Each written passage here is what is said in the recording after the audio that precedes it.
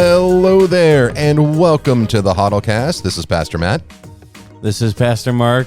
And this is Ryan. How is it going, gentlemen? Going good. I'm doing okay.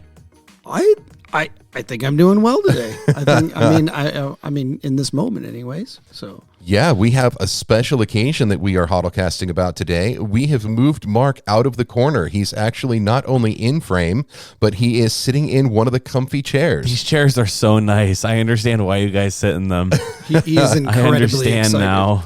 I mean, don't get used to it. You're probably going to be back there next week. Oh, but yeah. No. It was at least worth letting you have this one experience of freedom. So Thank you. It's nice being out of the corner for the first time. I'll appreciate this, and I'll take a picture to remember the moment. yeah, absolutely.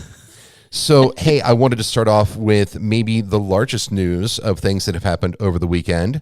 Cody and Bethany Moorhead are the proud parents of a bouncing baby boy that is everyone's healthy. Mom's good. Baby's good. Everything's fantastic. Yes. I was happy to hear it. I felt like it was fast, too.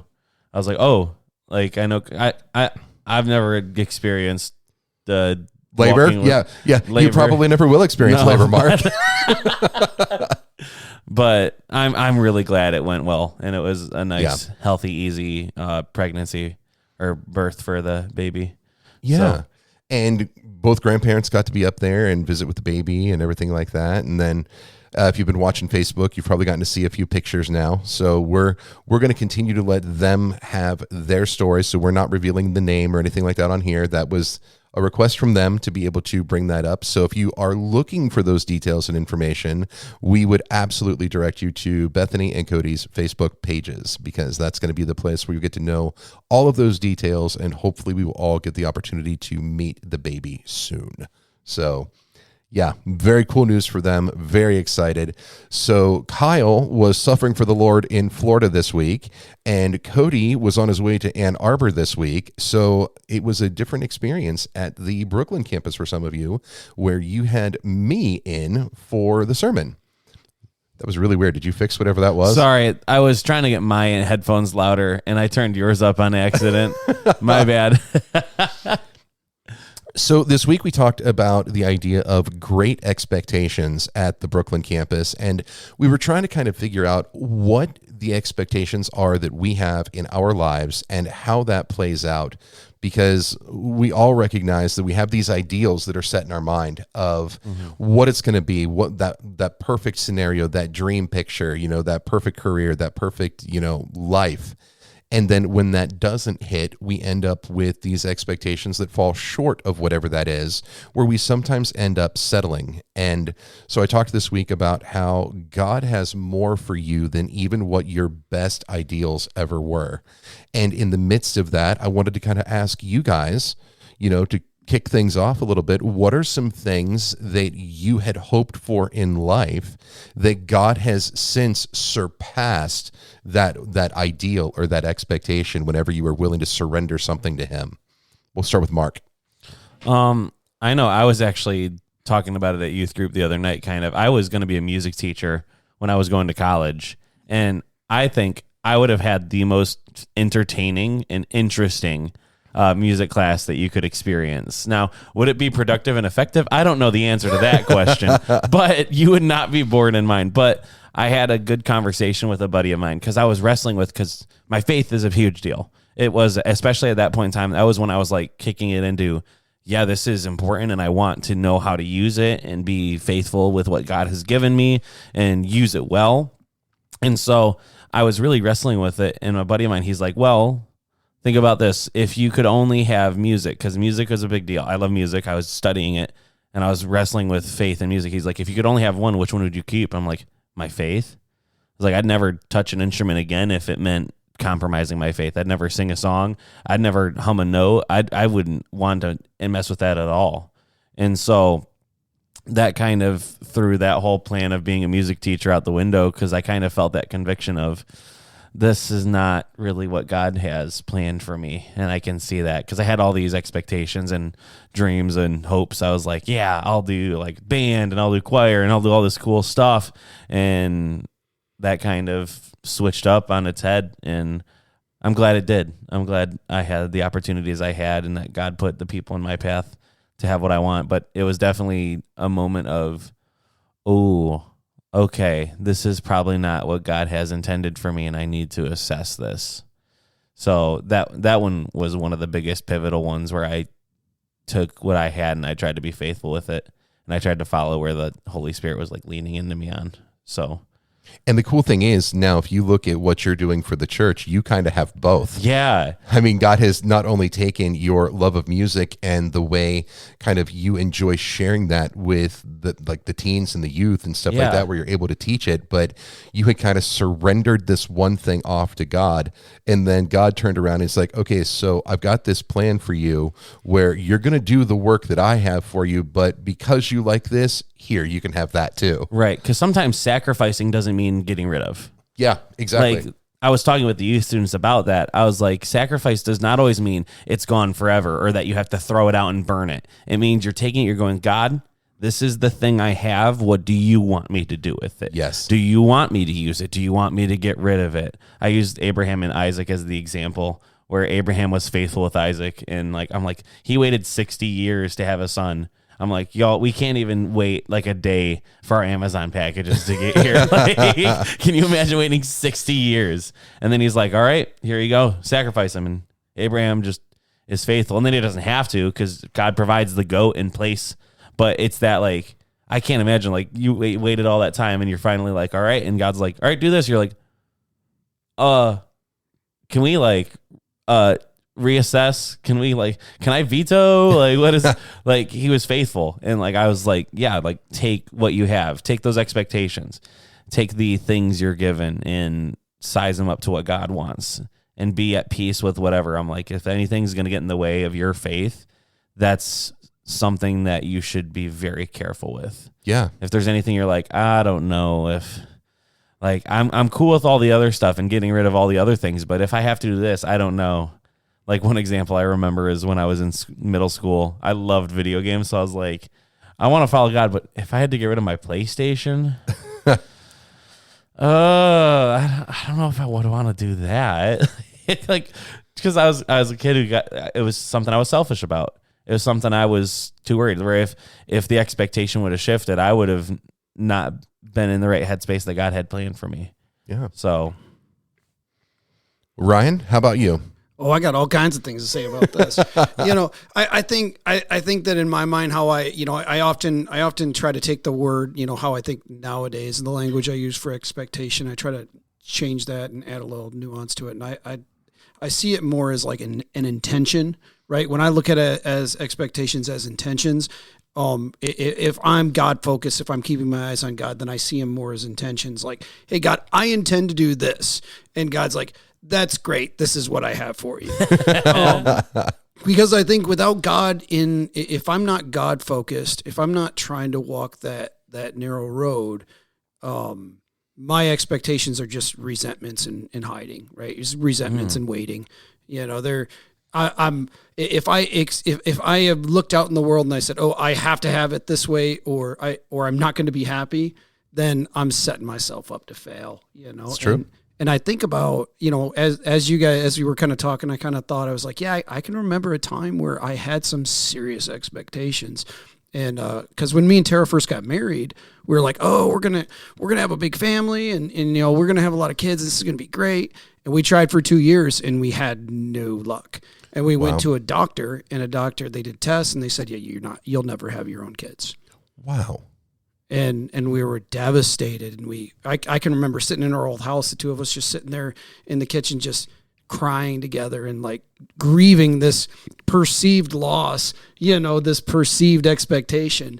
And, well, if you know me, I have 4 kids. So, and they're all, naturally ours, so, it's just interesting how God works that way. Like, the world can tell us all kinds of things. God has a plan for us, and really, like, a lot of it for me, it just takes where my eyes are focused.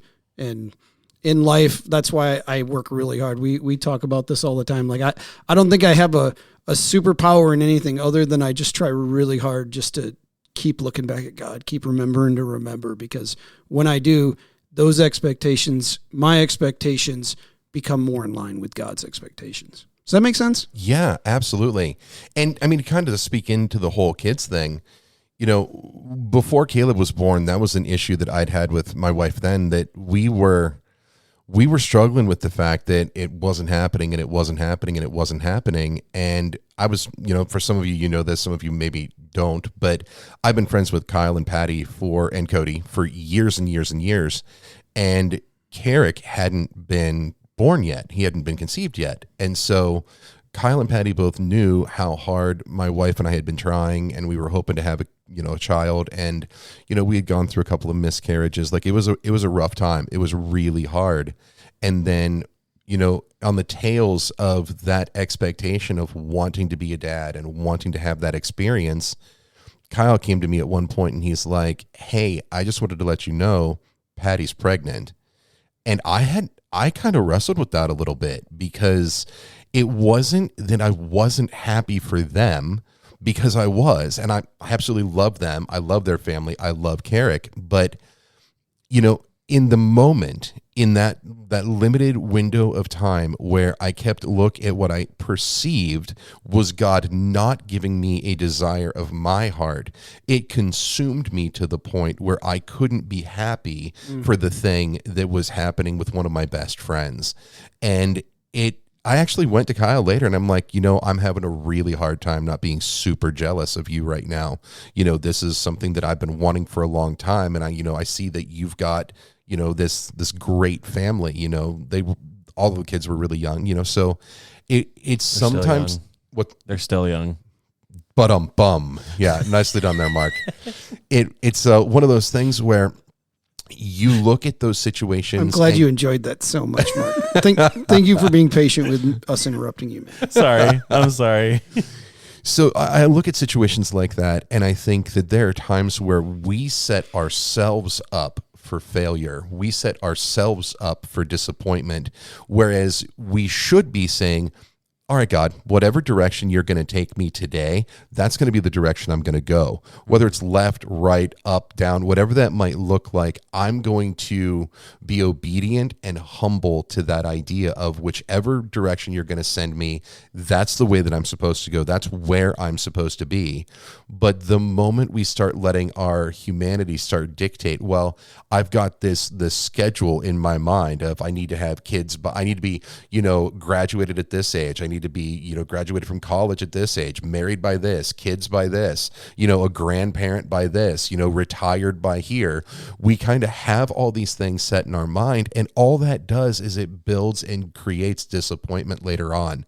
And I know that's been the case for me. I don't know if maybe either of you have ever kind of looked through that scenario and said, yeah, I look at these moments and I look at these things, and if I don't hit these certain criteria by a certain point, I end up feeling let down.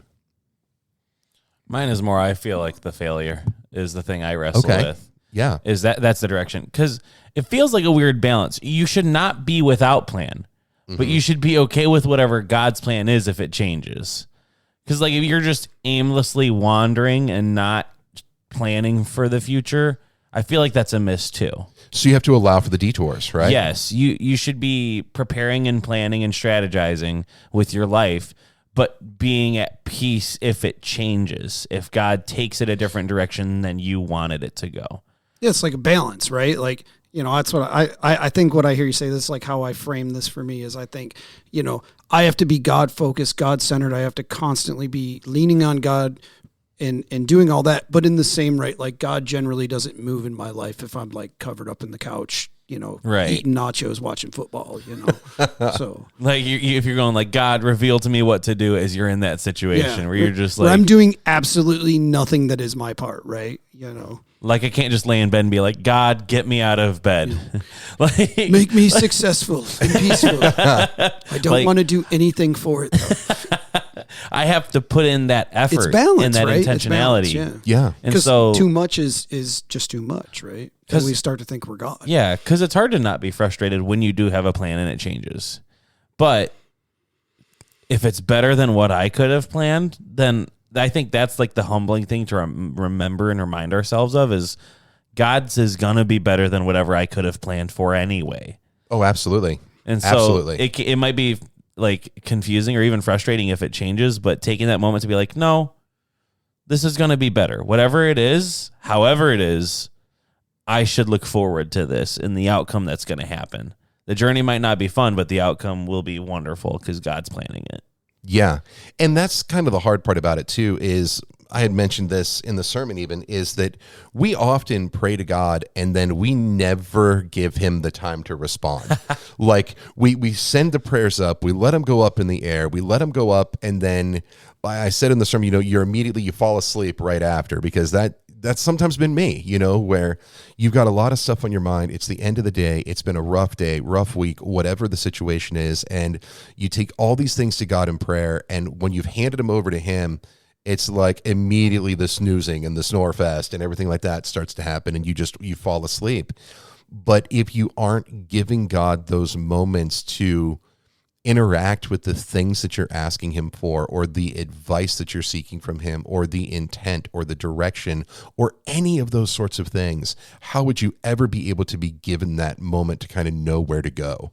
And that's something that took me a long time to understand, why pastors that I grew up with would say, well, I try to take a little bit of time each day for quiet time.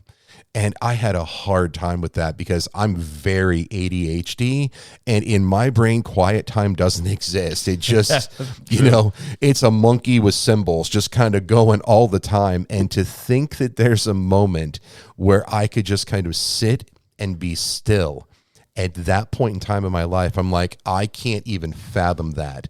But as I've gotten older, I see the value in that. I see the value in taking a little bit of intentional time and saying, you know what, I'm just going to go and sit on my back porch and just listen to the sounds that are around me, not to actually hear, dogs barking a few doors down, or, cars honking, nothing like that, but to just sit and be present in that moment.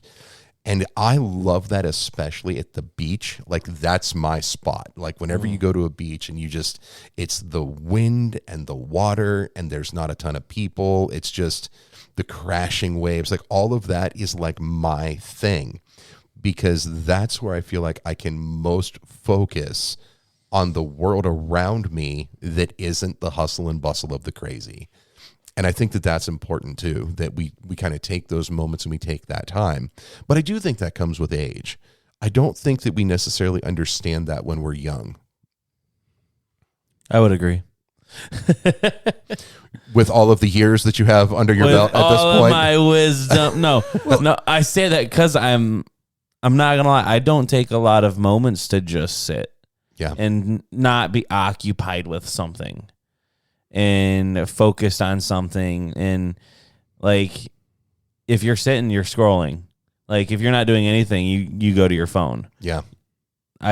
Truthfully, I don't feel like I have very many moments like that. And I want to start trying to be intentional about having those moments where I just sit and I'm just listening, not listening to the world, but listening for what God is trying to say. And I don't feel like it's like you hear a booming voice appear out of the from the waters or anything. I've never had that. I don't think I could handle it. So, but it's more so you're just taking that moment to breathe, to appreciate, to acknowledge, and to focus on God. Mm-hmm.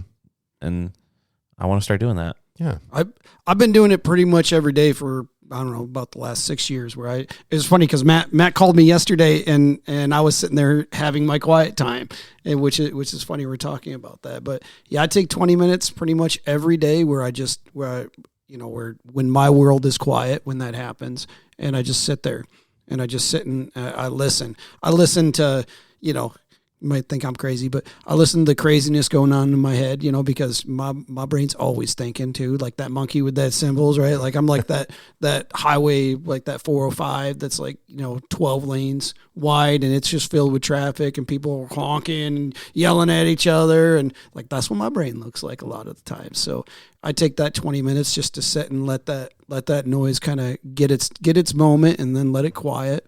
And really give myself an opportunity just to remember that today is what it's all about, As somebody who's wanting to do this more, do you feel like it helps add clarity overall to your thought process for the day, or at least in that moment, it gives you like a baseline of like a peace spot? Like, sometimes yes, sometimes no. Sometimes it's just a chance to kind of reset my own expectations and my own thoughts for the day. And then other times it's opportunities where God will impress something upon your heart, where he will kind of, at least for me, I'm not going to speak for Ryan, but at least for me, where there are moments where when you look at it, it is, okay, so I just needed this time to kind of reset, refocus, and kind of get my direction figured out a little bit. And then there are other times where God does use those moments to say, you know, what are you doing about this thing in your life? Or how have you not addressed this issue yet? Or what has your problem been with that thing over there? Where he will use those moments to kind of just nudge me in certain directions that I've maybe been a little bit hesitant to go.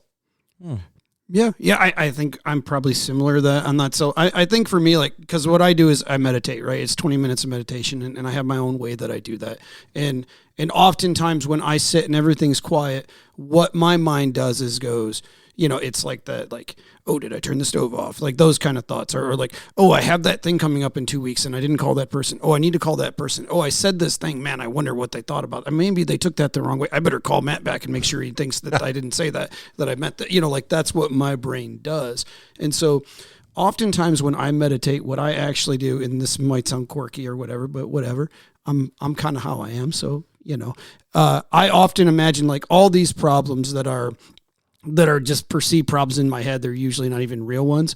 I always imagine just like God's hands coming down, and I just put all those problems in God's hands. I love that. And I just imagine them going off into space, and I go, hey, God's got it. I don't have to worry about that. Like for 20 minutes, I don't have to worry about anything. I don't have to worry about all these things. I don't have all these hats I'm wearing. I don't have to worry about what I'm doing with them. I can just sit here, and even if just for 20 minutes a day, that we can take and put all our stuff in God's hands just for 20 minutes. After 20 minutes, I get up and I go, okay, no, now it's time to get off the couch, stop eating nachos, and go do something, you know. But I think that's something that I've been doing, like I said, for years now, and it has added an incredible amount of value. Just calms my brain, lets me really be able to connect with God on such a deeper level. Because I think what I would do is I would have those thoughts rush by, and then I would start doing those things. And then I wouldn't have that time. And I was just like, well, I'm just going to get distracted anyway, so I might not. But I'm kind of feeling the conviction to it's painful. Like the first while you do, it is painful to sit here with your eyes closed and listening to that part of you talking. And it's like, oh man, I need to write this down, or I'm going to forget it. No, just give it to God. God has it. In 18 minutes and 43 seconds, you can get back at it, and you can be in control. You know, I say that with quotes, like, but for me, it's always an opportunity to remember, one, I'm not God, and two, God is always already available to me, and all I have to do is remember that he's there. Yeah. So I think that's going to be our challenge for each of you that is listening to this week, that as you're going through the week, try and find those moments, not necessarily to just figure out what you're trying to do with life, but also to go ahead and work in that quiet time. See what God is trying to impress upon your heart. So this has been this week's Huddlecast. We invite you guys to join us again next week. We look forward to hearing from you then. And in the meantime, this has been Pastor Matt, Pastor Mark, and Ryan. We'll talk to you guys next time.